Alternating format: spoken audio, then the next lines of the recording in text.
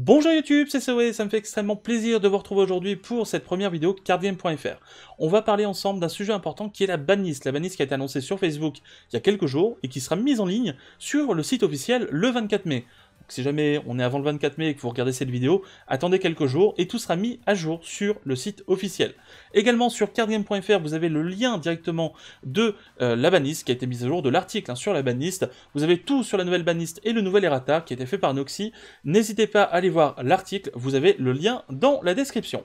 Alors déjà, on va commencer par aborder le sujet, pourquoi cette banlist? Alors ce qu'il faut savoir, c'est que c'est une banlist d'urgence. Et pourquoi? Tout simplement parce que des tournois américains ont été largement dominés par ce qu'on appelle le Super Shenron Storm. Alors je vais monter très rapidement ici. Super Shenron Storm, Super Shenron le Grandiose, qui est le leader à la base de ce deck, qui est un leader qui arrive avec BT6, donc d'ici à peu près un peu moins de 2 semaines pour nous.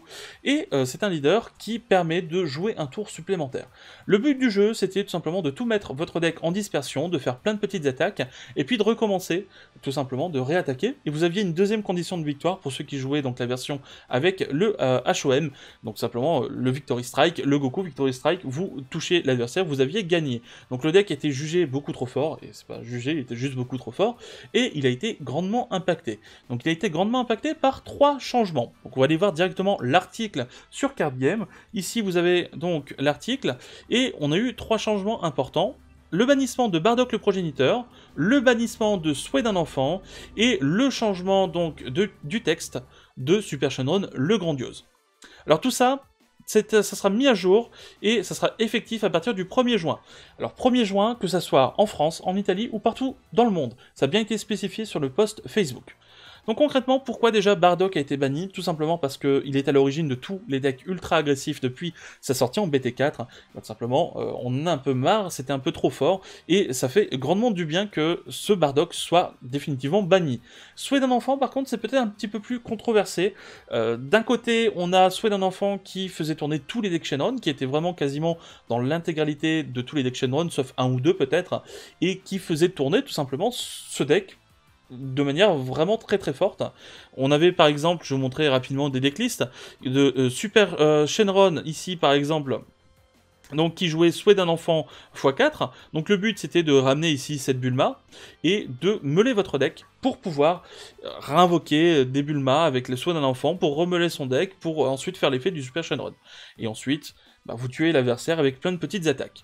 Donc ça, c'est une des versions du Super Shenron qui avait été jouée. Vous aviez également la version d'Anthony Hernandez, ici, qui va être affichée.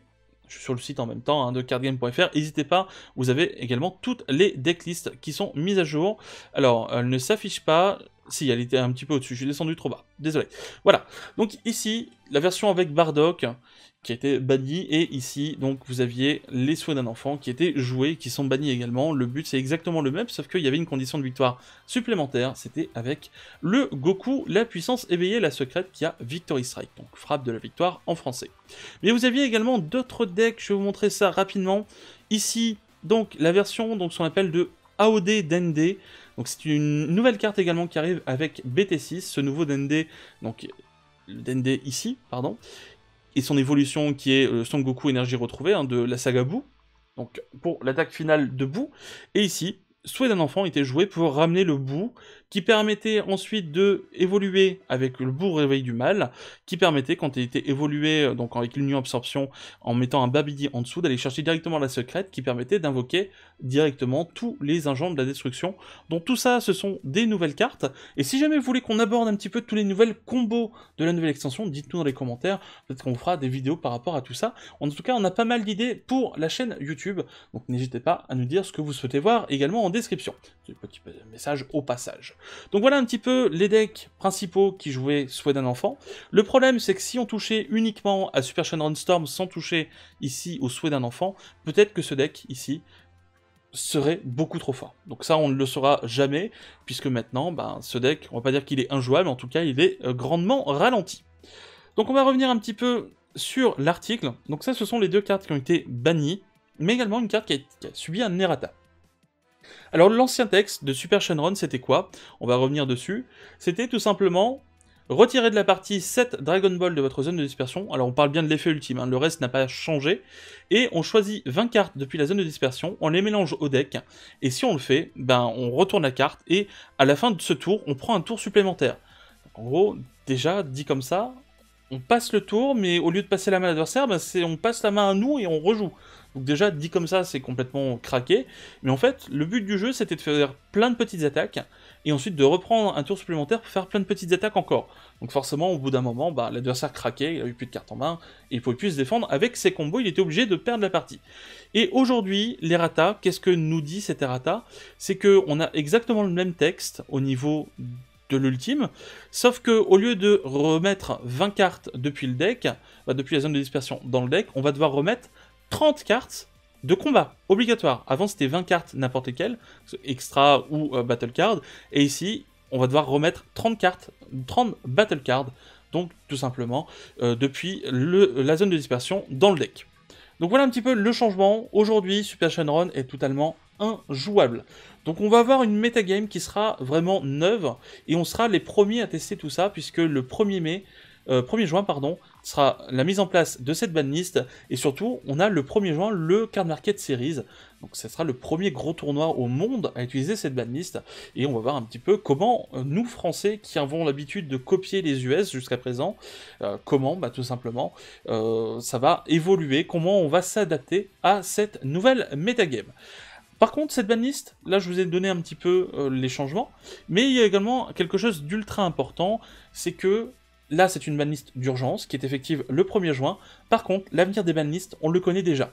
À chaque nouvelle série, chaque nouvelle booster, donc on avait BT1, BT2, BT3 jusque BT6 là qui arrive la semaine prochaine, eh bien les nouvelles séries, on aura une banlist qui sera annoncée un petit peu avant donc cette nouvelle série, et qui sera mise en place à partir du moment où la série sera sortie.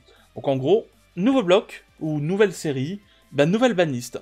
Donc peut-être qu'il va y avoir 5-10 cartes qui vont être ajoutées, peut-être qu'il va y avoir des errata, peut-être qu'il va y avoir des cartes qui vont être retirées de la bannissement, et qui vont être retiré et redevenu jouable, on sait jamais, peut-être que le Goten qui a été banni il y a quelques temps pourrait revenir, on sait pas. Et bien en tout cas, c'est comme ça que ça va se passer. Dès qu'une nouvelle série sort, on va avoir les informations sur la prochaine banlist, et à partir de là, eh bien, on va pouvoir s'adapter en conséquence. Voilà un petit peu les changements. Maintenant, je vais vous donner un petit peu les decks qui sont impactés par cette metagame. Alors on a parlé très rapidement de Super Shenron, donc Super Shenron est totalement injouable. Il dominait tous les tournois aux US, il a gagné quasiment tous les tournois, maintenant aujourd'hui c'est mort. Ici on parlait du Super Shenron, de Shenron avec souhait d'un enfant qui impactait quasiment la totalité de tous les Shenron. Ici le Chila Ilemo n'est pas impacté du tout, puisque souhait d'un enfant n'est pas joué du tout dans ce deck. Maintenant, c'est pas forcément un deck ultra viable, c'est un deck qui a créé la surprise, mais maintenant qu'on sait comment il tourne, peut-être que on ne créera plus la surprise et qu'on pourra passer à travers un peu plus facilement. Par contre, d'autres decks qui n'ont pas du tout été touchés, c'est le fameux Kid Goku. Kid Goku qui arrive avec la BT6, et ici c'est un deck qui se base sur ce qu'on appelle les skillless, les cartes sans capacité. Donc ici vous avez des Tenshinhan, alors il y a des versions rouges, il y a des versions bleues, il y a des versions jaunes, il y a des versions donc jaunes et bleues, et ici c'est une version jaune, ça se joue à peu près avec toutes les couleurs à vrai dire, sauf le vert, parce que c'est la moins bonne couleur, voilà tout simplement. Mais ici tout se base sur le C8, qui, quand vous la jouez, vous récupérez des cartes sans capacité depuis votre deck. Regardez les 7 premières cartes, vous prenez une carte sans capacité. Et surtout un deuxième effet qui dit que quand il y a un Goku enfant qui est mis KO ou qui quitte la zone de combat, eh bien vous mettez KO une carte adverse. Et ici, la carte qui allait avec, tout simplement, c'est le Son Goku l'aventure commence, donc ça se joue avec les boules à 4 étoiles, et qui permettait tout simplement, quand vous la jouez, une fois par tour, vous allez donc pouvoir récupérer la boule à 4 étoiles, et vous, pour 2, si jamais vous voulez, vous pouvez ramener une carte sans capacité de votre deck ou de votre zone de dispersion, et donc la ramener directement en jeu, donc Ginyu, Tenshinhan. Donc voilà un petit peu, le but du jeu, c'est de mettre des cartes sans capacité qui ont énormément de points d'attaque, et simplement d'aller bourrer l'adversaire. Donc ça, c'est un des decks qui n'ont pas été touchés. D'ailleurs, ce deck-là, si jamais vous débutez le jeu et que vous souhaitez vous mettre au compétitif, il est excellent. Il est assez simple à jouer, donc je vous le conseille.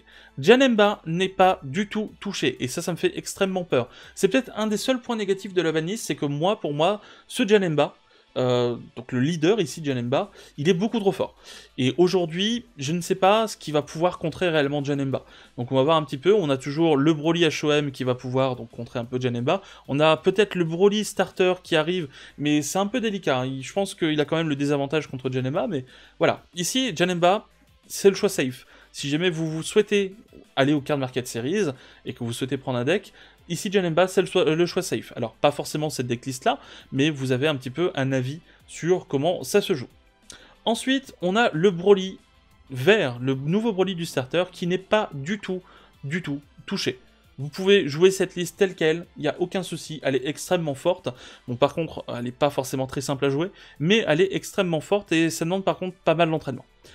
Mais pas du tout touché. D'ailleurs, c'est peut-être un deck que je pourrais emmener, moi, au Card Market Series, où j'hésite personnellement avec HOM également. Je vous donne des petites infos comme ça dans la vidéo. Ici, Broly HOM, malgré le fait que Bardock soit ici banni, c'est une decklist qui est jouable. Vous avez juste à le remplacer par Krillin, qui est, alors je vais essayer de vous la retrouver rapidement, Krillin, une des nouvelles cartes donc de la BT6, qui fait, on va dire, à peu près la même chose, puisque quand vous allez attaquer, eh bien, vous allez pouvoir prendre une carte de vos points de vie et donner donc plus 10 000 de puissance et coup critique pour toute la durée du tour. Donc, concrètement, c'est comme le Trunks, alors je sais plus comment il s'appelle en français exactement, le Trunks rouge. Ici, je vais essayer de le retrouver. Où est-ce qu'il est? Là, ici. Puissance croissante, c'est exactement le même, ou que le Gohan que vous avez en vert, qui fait exactement la même chose. Ben, on a l'ajout ici sur exactement la même type de carte.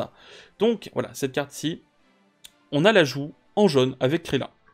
Voilà, c'est extrêmement fort, donc vous avez la possibilité, ici, de jouer ce type de liste sans jouer Bardock. Bon, bien sûr, pas exactement la même, puisqu'il va falloir réajuster des choses, mais en tout cas, HOM est un deck viable, et peut-être est conseillé d'être joué pour le Card Market Series, puisque je prévois, moi, personnellement, quand même beaucoup de Janemba, et peut-être beaucoup de Broly HOM, mais en tout cas, ici, c'est quelque chose qui, potentiellement, peut être très fort. Et également, il y avait une dernière decklist que je voulais voir avec vous, qui n'est quasiment pas impacté, c'est ici, ce fameux Broly GT. Alors, ce deck-là, il est insane en Team War. Alors, je vais vous expliquer un petit peu. Concrètement, Bardock, vous le remplacez encore une fois par les Krillin, vous remaniez peut-être un petit peu la decklist, même si ici, il n'y a pas forcément grand-chose à faire.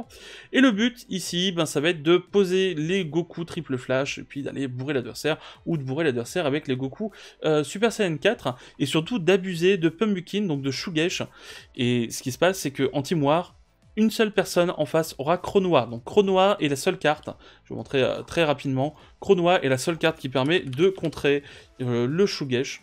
Donc c'est pour ça qu'en Team War, vous avez donc tout simplement une seule personne en face potentielle qui peut avoir Chronoa, et donc ben, une chance sur 3 que vous tombez contre. Et si jamais l'adversaire n'a pas Chronoa, ben, ça passe un mauvais quart d'heure, on va dire ça comme ça. Extrêmement forte. D'ailleurs, au passage, hein, cardgame.fr, vous avez le prix le plus bas possible en français, donc n'hésitez pas à aller voir, à cliquer, et vous avez directement la redirection qui sera faite directement là-dessus. Voilà, c'était juste petit coup de pub au passage. Voilà un petit peu au niveau des decks, il n'y a pas grand chose à dire, pas grand chose à faire, je sais pas du tout ce qui peut réellement émerger.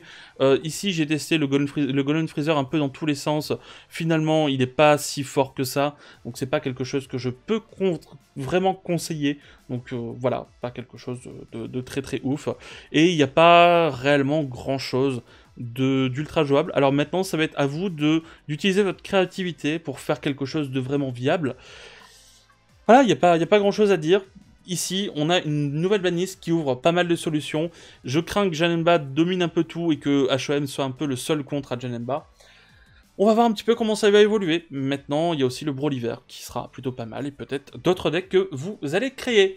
Voilà, c'était Soe pour cardgame.fr. Je vous ai fait un petit peu le résumé de ce qui allait se passer dans les prochaines semaines, prochains mois avec la nouvelle banlist et la nouvelle metagame. J'espère que cette vidéo vous aura plu. Abonnez-vous, activez la cloche, vous aurez le droit à une vidéo Dragon Ball Super Card Game tous les 2 jours, que ça soit Pancake, Rage ou moi. Vous aurez du contenu très régulier sur la chaîne. C'était Soe. Ciao YouTube.